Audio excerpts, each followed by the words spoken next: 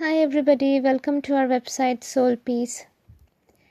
This video or audio actually addresses the question, does God exist?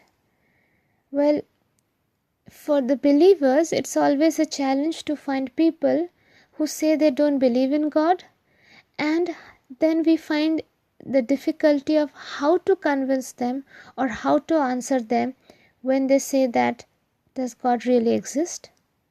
And I don't believe in God. So, first tell them that it really doesn't matter if you believe in God or not. It doesn't matter if an ant doesn't believe in God. It doesn't matter if an elephant doesn't believe in God. It really doesn't matter. God will provide food to the ant as well as to the elephant. Now, what will happen if you start believing in God is more important. Okay, if you don't believe in God, fine. But if you start believing in God, what will happen? That is the most important part.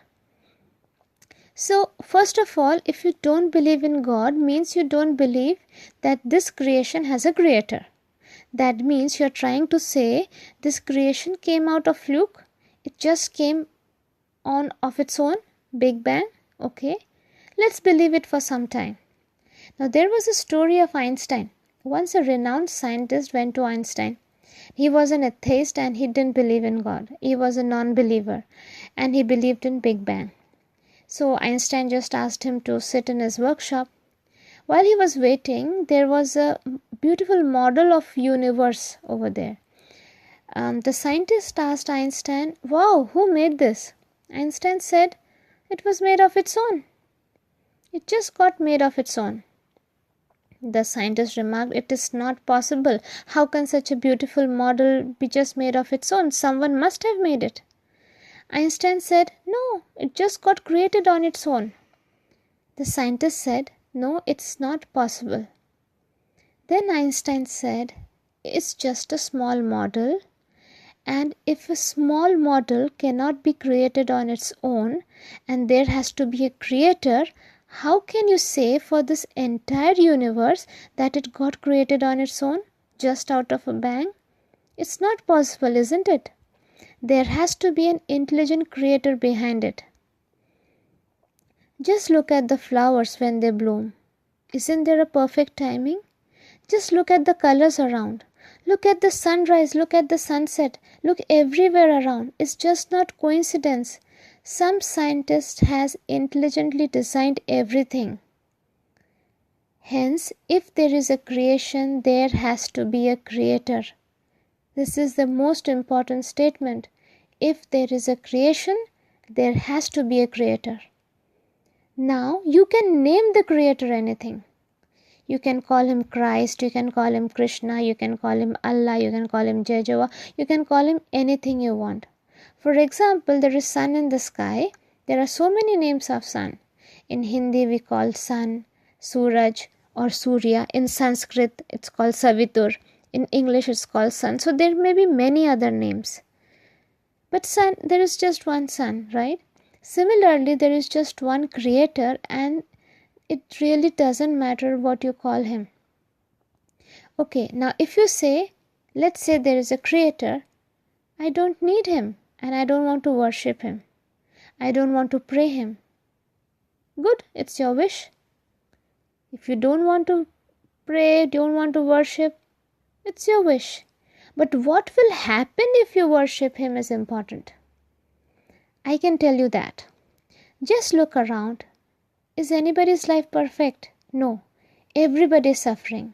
Some or the other, health problem, relationship problem, financial problem.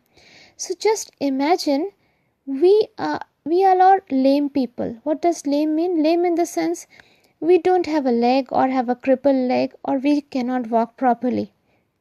Now if you have to travel a distance of supposedly 10 miles or 10 kilometers, and now if you limp and go, it might take you 5 hours.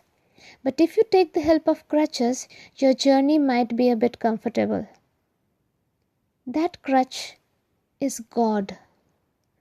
If you take his name, if you worship him, or if you pray him, your journey might become a bit comfortable. You can say, I don't believe in crutches. What loss will it be for the crutches? It will be your loss. Throw away the crutches. Throw and keep limping. Keep limping and go. But if you say, yeah, okay, I'll take the help of crutches, so your journey will be shorter and it will be more comforting. You will save energy and time. Similarly, in a difficult life, by worshipping God, by taking His name, by being grateful to Him, we get a lot of energy, we get a lot of comfort, we get a lot of guidance. Now, for example, if you have kids, let's say one of your kid is mentally retarded. He doesn't acknowledge what you're doing. But you won't stop doing something for your kid, right? You'll take care of him, you'll take him to toilet, you'll feed him everything. But he doesn't know that you are doing it. Same thing is with an atheist. The people who do not believe in God, they are in such mental condition that they don't even know that who is providing them all such facilities. How does it matter? If you see from satellite view, you could see those people are mentally retarded. Let's say some kids, after doing a lot for them, like taking care of them and everything, they come and tell you, what did you do, mom? Or what did you do, father? I did everything on my own. I was born on my own. I was raised on my own. I ate on my own. I was born. So how ungrateful will that be? Don't you think? Just think how God feels about such people. How people talk about Him. So it's up to you. No one will stop you from believing or not believing anything. But just because you don't believe doesn't mean that God doesn't exist. Now, if some people say that they have come here to enjoy life, why should they do spirituality? Why should they waste their time in thinking about God and everything? Fine, enjoy. But let's say you go to school and you say, I don't want to learn anything. I just want to enjoy. Fine, enjoy. But what happens after your school is over? If you would have just enjoyed in school without learning anything, will you get a job or a higher course to study? And then even you won't get to enjoy because you won't have any money. Similarly, our earth is a school. We have come here to learn, to grow. This is not our permanent place. Once we learn, we go back home where God lives. If we don't learn, we wasted our time here. We will have to come back again. So by not acknowledging God, we are stopping our growth. You are stopping your learning. If enjoyment was the main purpose, then all atheists must be extremely happy. Let's say people who believe in God are suffering. But so are the atheists. Show me the atheists who have no problem. Show me one atheist who is perfectly fine, very healthy, everything is fine, relationship is fine, finances is fine. No, because everybody is suffering here, and people who take the help of God are at least getting their crutches. They are also limping and walking, but with the help of crutches. Their journey is shortened. Their growth is faster and their learning is faster. The others are just limping around and blaming the crutches for everything, kicking and breaking the crutches, the one support they are getting in their life, condemning that support and blaming that support. It's just stupid, isn't it? Just imagine how stupid it is. And if you want to see God or you want to feel God, you have to feel God within. You have to see God in His creation. You have to see the Creator in His creation. You have to see God in everybody. You have to see God in every living thing. You have to see God in every leaf, every tree. Look at the flowers. You can see God. Everything is His reflection. You can't imagine God will come and stand in front of you and say, "Hi, how are you doing?" It doesn't happen. So if you really take one step towards God, He will take 10 steps towards you. He will make you feel, He will remind you of your connection with Him. Because of the illusionary energy or Maya, we tend to forget our connection with God, our relationship with God. But then you have to be smarter, isn't it? You need to find out why things happen in this universe. Okay, let's say you were born like this. Then tell me, why kids are born blind? Do you have a rational answer for this? Why some kids are born lame? Is it just fluke? Is it just an irrational thing? So this one life is not just the purpose. You have to believe in reincarnation. You have to believe in past life. Everything is calculated. You have to believe in karma. You have to believe in karmic accounts. That is, we have karmic accounts, and those don't get settled in one life. They continue to the next life. And then you will actually understand that God doesn't interfere with anything. It's our karma because of which we either suffer or we are happy or we enjoy. You may argue that there are many floods on earth, and what is God doing? It's the karma of the place, it's the karma of the people living there. It is called mass karma, when a group of people, irrespective of their age, gender, social status, marital status, they come and sit on a flight and it crashes, all are dead. It's mass karma. They had the same level of karma, and this is how it was destined that they will meet their death. If there are bombings in school or something, irrespective of what, a rich or a poor child, whatever the age or gender they die, this is called mass karma. There are many types of karma. Mass karma, manifest karma, instant karma. Instant karma is I slap you, you slap me back. Manifest karma is like it takes time to get fruits of karma, good or bad. Now, if you go to a new country or a new city and say that, oh, I don't know the traffic rules, it doesn't matter. You break the red light and the police officer comes and fines you, imposes a fine on you. You can't tell the officer that, hey officer, I didn't know the rules. You have to know the rules. Similarly, if you have taken birth in this universe, you have to know the rules of the universe. If a child puts his hand in fire and say, hey fire, please don't burn me because I really didn't know that you will burn me. Will the fire not burn the child? It will, right? Because this is the rule of the universe, that if you put your hand in the fire, it will burn you. So you have to know that being ignorant doesn't mean that you will be spared from karma. You have to know what you have to do, what is right and what is wrong. Go and drive around in another country, see what happens. You will understand. Similarly, if you drive around this universe without knowing the rules, see what happens. You can be put in jail.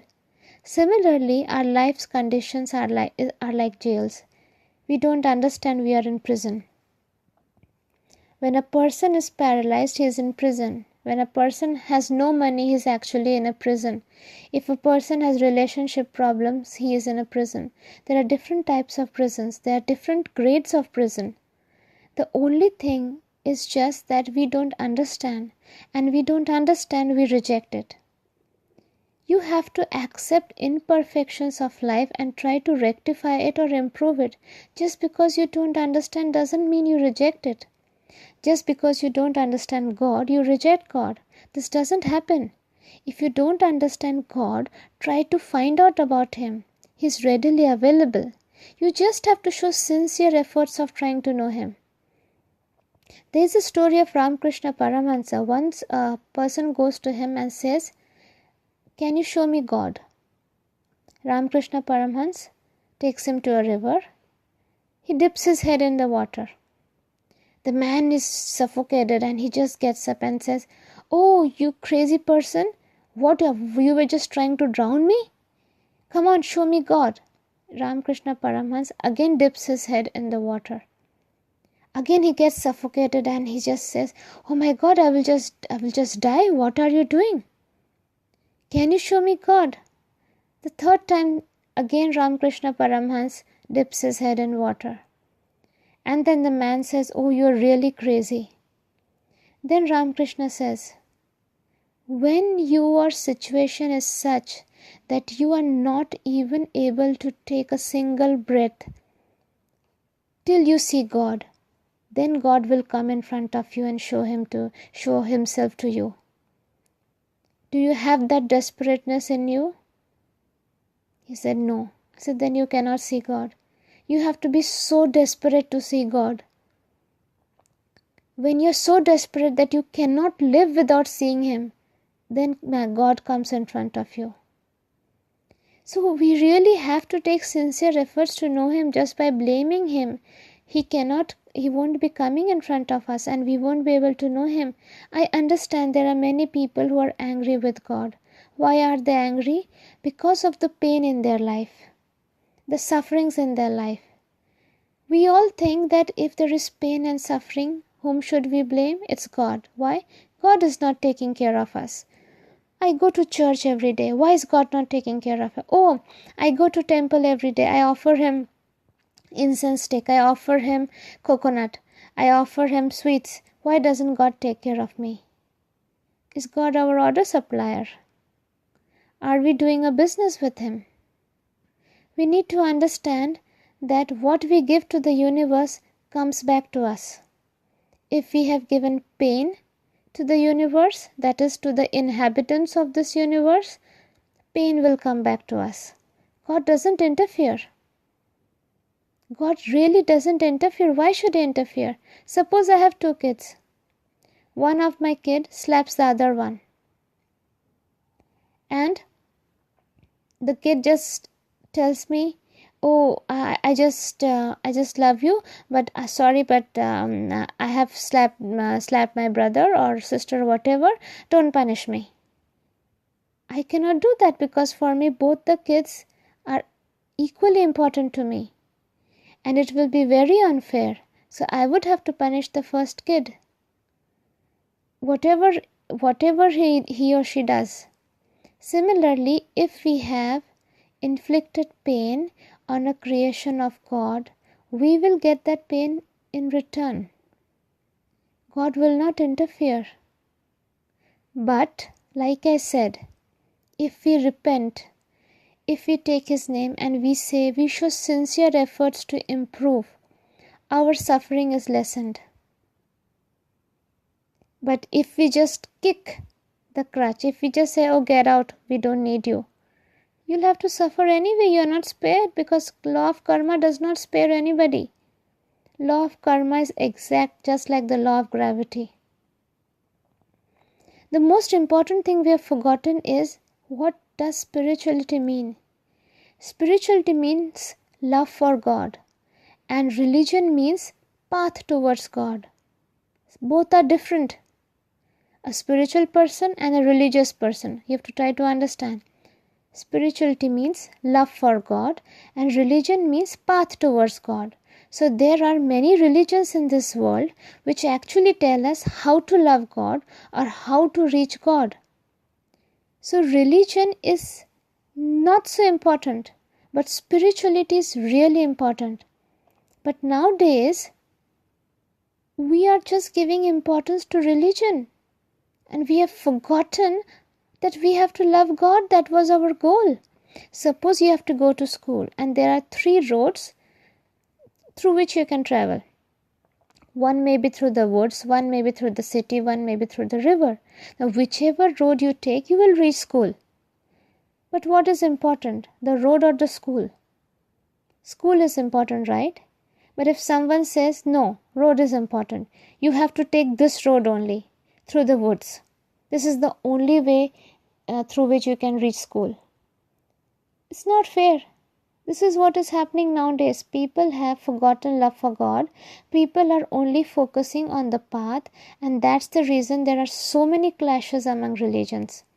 Everybody thinks their religion is important. No, God is important. Love for God is important. Spirituality is important. If there is no love for God, what will you do with religion? And what does God need? God doesn't need your candles. God doesn't need your apples. God doesn't need anything. He is the manufacturer of all these things. He has all of this in abundance. He just needs your pure love and acknowledgement. What is the acknowledgement? That yes, thank you for being there. Thank you for taking care of us. And a promise that I will be a pure channel in your divine work. Tell me how can I help you, God, in your divine work, in your divine plan. That's all.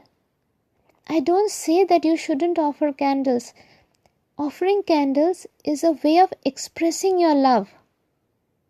Candle is not important. Your intention is important, that you are expressing your love. Through some objects, through some actions, we express our love for God. But if you just do those actions, or you're just using those objects without the intention of love, without the feeling of love, without the energy of love, will that candle be important? No. Will that action be important? No. So what is important? The importance is your purity in heart, through which you really acknowledge that God, thank you for this wonderful creation. Thank you for creating me. Thank you for giving me all the infrastructure. Now tell me, how can I use all of this in your service? Now tell me, how can I be of any help to you? We all will die anyway. Death is the truth of life. This is the only truth. Nobody can deny that we won't die. But till we live, let's make it purposeful. Let's make it memorable. Just by condemning, just by blaming, we won't get anything, right? Just try it out. Instead of being angry, if you're really angry that you have been given pain in your life and that you are suffering and no God exists, why don't you start helping those people who are also in pain? And when you help those people, you will experience God. When you help God's creation, you will experience God. You will experience love. And what is love? Love is God. The divine love is flowing 24/7. It's just that we are not able to understand it. We are just not able to experience it. So if you really want to know God, you have to take a step towards Him. Just surrender and say, Dear Creator, whoever you are, whatever is your name, I just want to know you. I just want to love you. I don't want to be afraid of you. This is what I had done. I didn't know who is God, because all religions have different names. But I said, okay, if there is a creation, there has to be Creator. And dear Creator, I just want to know who you are. I just want to know about you. I want to love you. I don't want to be afraid of you. Can you help me? This was my first step. And God took 10 steps towards me. And I'm so thankful for that. So, I'm simply asking you. You want to break the crutches? No problem. But instead, why don't you try to love your crutches and take a step ahead and just see the difference? Life will be wonderful. Yeah, I'm sure life is not easy, but life is worth living. Give it a try. Thank you.